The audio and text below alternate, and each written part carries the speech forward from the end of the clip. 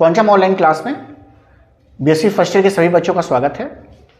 आज हम लोग जो है यूनिट 5 देख रहे थे। उस यूनिट 5 में टाइप्स ऑफ ऑर्गेनिक रिएक्शन को देख रहे हैं। इससे पहले वाले लेक्चर में हमने आपको बताया हुआ है कि किस तरीके से एडिशन रिएक्शन में रिएक्शंस होते हैं, उसका मैकेनिज्म बताया है और साथ ही साथ वहाँ पर मार्कोनी-कॉफ रूल और एंटी मार्कोनी-कॉफ रूल को भी हमने बताया हुआ है। आज जो हम देखने जा रहे हैं वो हम देखने जा रहे हैं दूसरा इसका टाइप्स, और वो क्या है? वो है आपका elimination reaction. Elimination reaction, elimination reaction ऐसा। तो अब आज हम देखेंगे एलिमिनेशन रिएक्शंस क्या है। अगर एलिमिनेशन रिएक्शंस की हम बात करते हैं तो एलिमिनेशन रिएक्शन किस तरीके के रिएक्शन होते हैं जिसमें कोई एटम या ग्रुप जो होता है वो एलिमिनेट होता है पूरी तरीके से, उसे हम एलिमिनेशन रिएक्शन कहते हैं। तो एलिमिनेशन रिएक्शन का जो सबसे एग्जाम्पल जो हम देखने जा रहे हैं वो एग्जाम्पल क्या देखने जा रहे हैं? तो हम देखने जा रहे हैं डिहाइड्रो हैलोजिनेशन रिएक्शन। नाम बड़ा लग रहा देख के ना, अभी बता रहे समझा रहे हैं, नाम में कुछ नहीं रखा हुआ है इसके, बहुत ही सिंपल नाम है इसका। देखिए, तो इस एलिमिनेशन रिएक्शन में जो टाइप देखने जा रहे हैं वो देखने जा रहे हैं डिहाइड्रो हैलोजिनेशन रिएक्शन। देखिए, केमिस्ट्री के लैंग्वेज में ये जो डी यहां लिखा जाता है, ये इस डी का मतलब होता है अलग होना, डिपार्ट होना, और हाइड्रो का मतलब है हाइड्रोजन और हैलो का मतलब है हैलोजन। तो यानी ऐसा रिएक्शन देखने जा रहे हैं जिसमें हाइड्रोजन और हैलोजन अलग हो रहे होंगे। एलिमिनेशन देख भी रहे हैं तो एलिमिनेशन मतलब अलग होना। तो इस बार कौन सा देखेंगे कि हाइड्रोजन और हैलोजन अलग हो। एग्जाम्पल देखते हैं। देखिए एग्जाम्पल लेते हैं। देखो, सपोज कि ऐसे है और एक यहां पर हैलोजन लगा लो, Br लगा दो, बाकी बैलेंस करो। ये हो गया CH3, ये क्या हो गया? ये हो गया CH, ये क्या हो गया? CH2, ये हो गया CH3। ऐसा इसी का एलिमिनेशन रिएक्शन करना है। एरो लगा देते हैं। देखिए, तो एलिमिनेशन रिएक्शन का मतलब कोई एटम या ग्रुप एलिमिनेट होना चाहिए।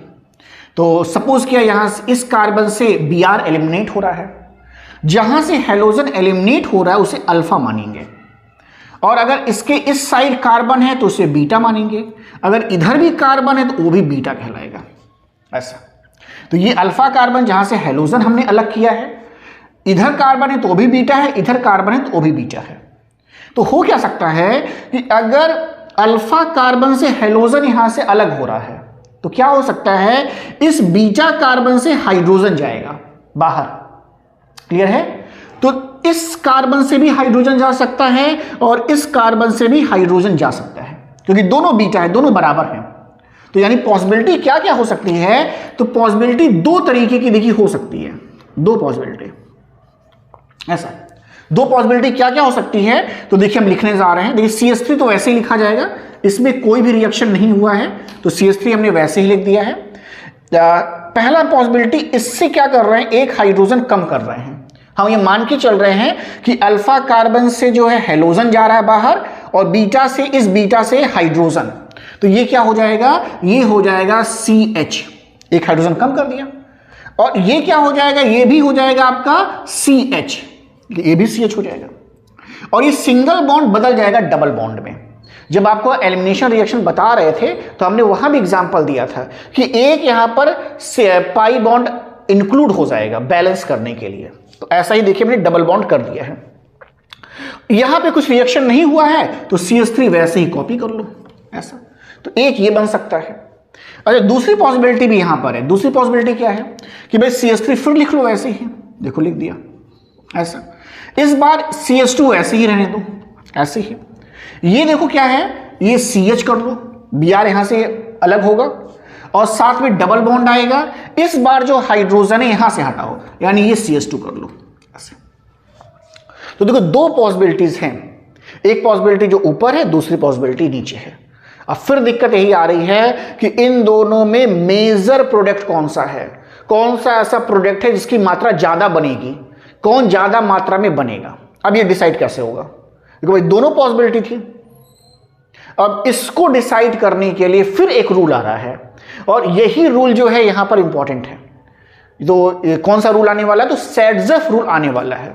तो सेडजेफ रूल क्या करता है, सेडजेफ रूल के अकॉर्डिंग हम बता पाते हैं कि कौन सा प्रोडक्ट यहां पर मेजर है या मुख्य प्रोडक्ट कौन सा है। तो कौन सा रूल आने वाला है, सेडजेफ। तो सेडजेफ को लिखेंगे तो अगला जो रूल हम देखने जा रहे हैं वो कौन सा है, तो ये रूल है सेडजेफ रूल। ये रूल यानी इस रूल की सहायता से इस बात को हम समझने का प्रयास करेंगे। तो सेडजेफ रूल क्या कह रहा है, सेडजेफ रूल कह रहा है कि जब भी क्या प्रोसेस हो, डिहाइड्रोहैलोजिनेशन, ऐसा डिहाइड्रोहैलोजिनेशन की प्रोसेस है और उस प्रोसेस में आपको बताना है कि कौन सा प्रोडक्ट मेजर होगा। तो ये कह रहा है कि देखिए भाई, ऐसा प्रोडक्ट जो क्या है, मोर सब्स्टिट्यूटेड है, मोर सब्स्टिट्यूटेड है, वास्तव में वही जो होगा मेजर प्रोडक्ट होगा। ये यही है सेडजेफ रूल डिसाइड करने के लिए कि मोर सब्स्टिट्यूटेड जो भी प्रोडक्ट बना है वही मेजर प्रोडक्ट होता है। क्लियर है? अब ये कैसे समझ पाएंगे, अब इसको समझने देखते हैं।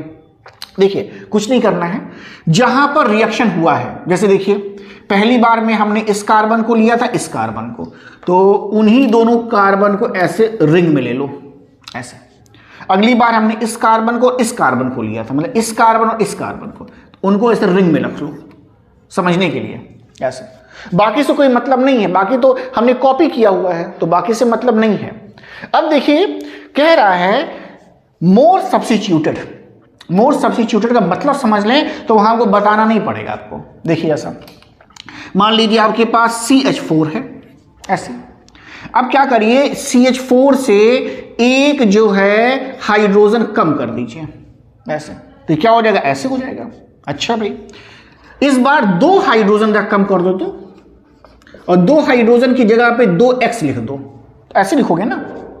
अच्छा इस बार 3 कम कर दो भाई, चलो अगली बार देखें 3x ले आओ, देखो ऐसा। तो हम क्या रहे हैं, ये जो हाइड्रोजन है इसको x से सब्स्टिट्यूट कर रहे हैं, प्रतिस्थापित कर रहे हैं, ये तो कर रहे हैं।